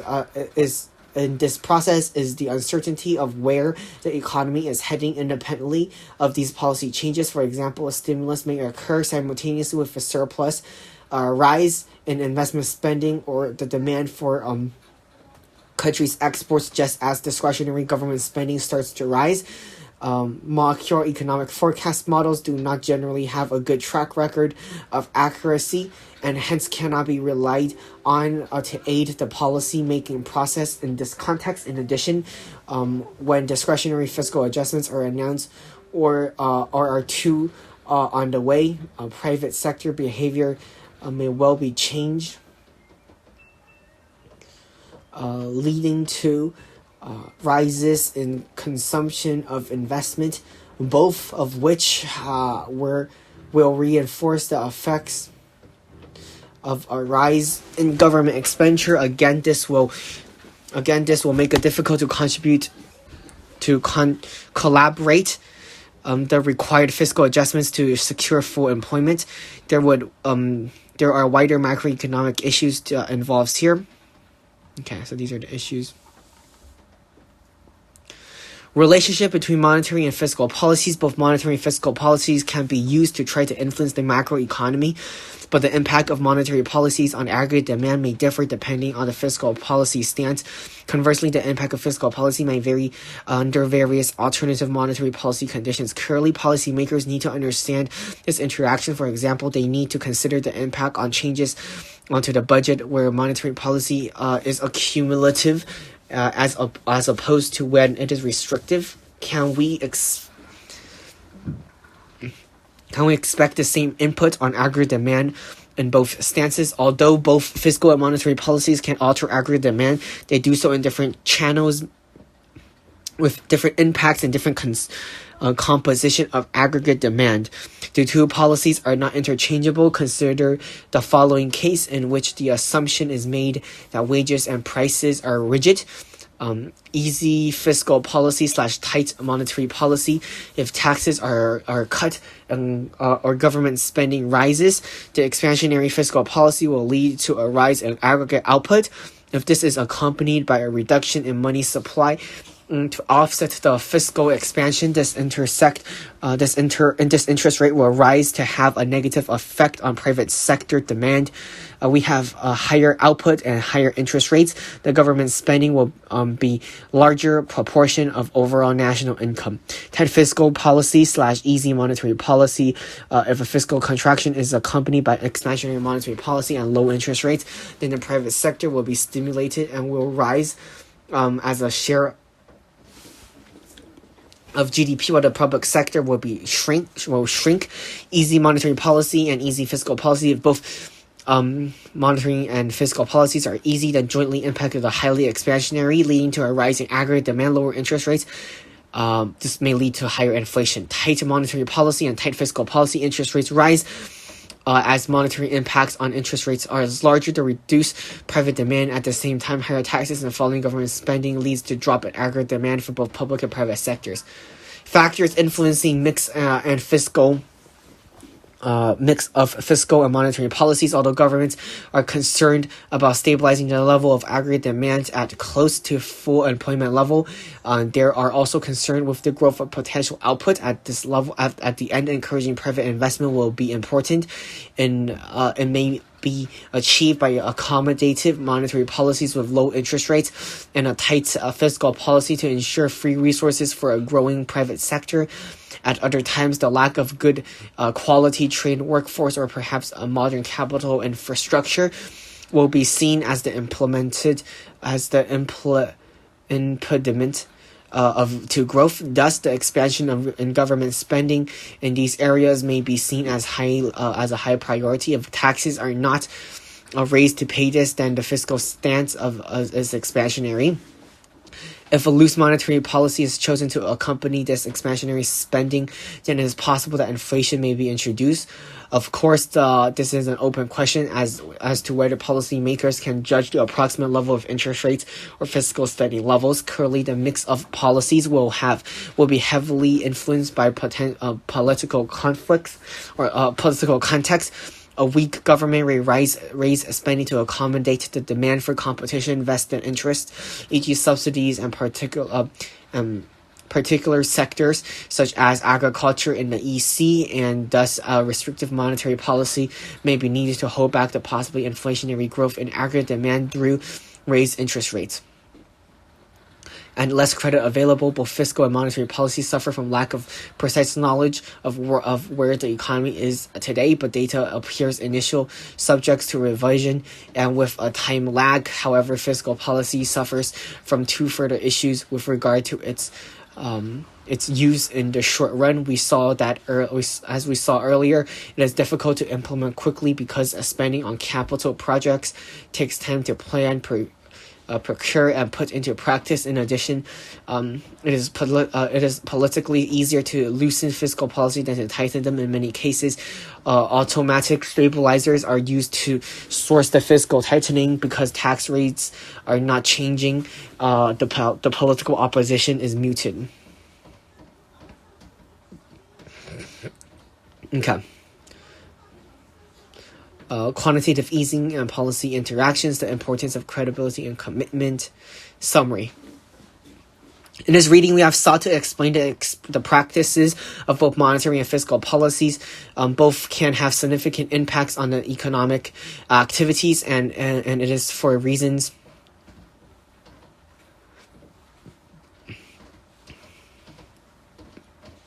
that financial analysis needs to be aware of tools of both monetary and fiscal policies. The goal of monetary and fiscal authorities, the monetary fiscal policy transmission mechanism. Governments can influence the performance of their economies by using combinations of monetary and fiscal policies. Monetary policy refers to central bank activities that are directed towards influencing the quantity of money and credit in the economy. By contrast, fiscal policy refers to government decisions about taxations and spendings. The two sets of policy affects the economy through different mechanisms. Money fulfills three important functions as a medium of exchange, provide themselves as a way to store wealth, and provides society with a convenient unit of account. Through the process of fractional reserve banking, the banking system can create money, the amount of wealth that the citizen of the economy choose to hold in the form of money, and opposite of, for example, bonds or equities, is known as the demand for money. There are three basic motives for holding money: transaction-related, precautionary, and speculative. In addition, 1 unit of additional reserve for a fractional reserve banking system can support an expansion of the money supply by a setting equal of the money multiplier, defined as 1 divided by a reserve requirement. The nominal rate of interest is comprised by 3 components: the real required rate of return, a component to compensate lenders to future inflation, and a risk premium to compensate lenders for uncertainty, e.g., about the future rates of inflation, central banks take multiple roles in modern economies. They are usually the monopoly supplier of their currency, the lender of such resort of the banking sector, the government's banks and banks of the banks, the government's banks and banks of the banks. That's a funny sentence. And they often supervise banks, although they may express their objective in different ways. The overarching objective of most central banks is price stability. For a central bank to be able to implement monetary policies objectively, it should have a degree of independence from governments to be credible and be transparent in goals and objectives. The ultimate challenge for central banks is they try to manipulate the supply of money to influence the economy, and that they cannot control the amount of money that households and corporations put in banks and deposits, nor can they easily control the willingness of banks to create money by expanding credit. Taken together, this will mean that they cannot always control the money supply. Therefore, there are definite limits to the power of monetary policy. The concept of money neutrality is usually interpreted as meaning that money cannot influence the real economy in the long run. However, by setting of the policy rate, a central bank hopes to influence the real economy through the policy rates of impact on other market interest rates, asset prices, the exchange rate, and the expectation of encouraged growth.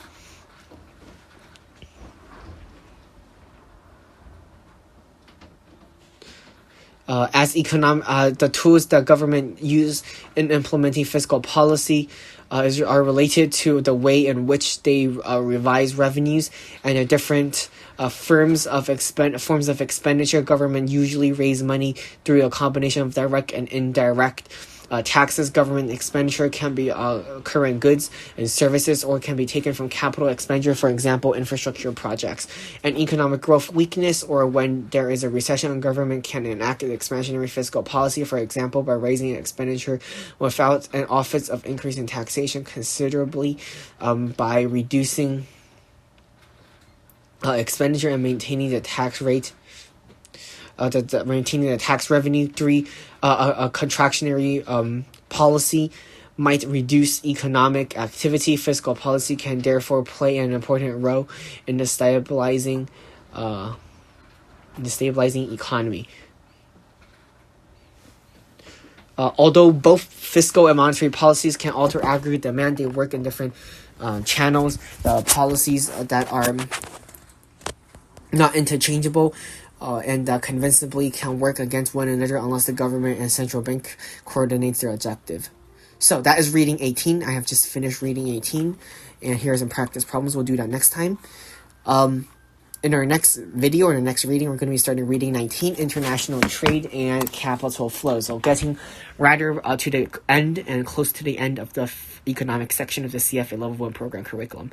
So I do hope my reading have been helpful, and I hope to see you guys in the next reading. Goodbye.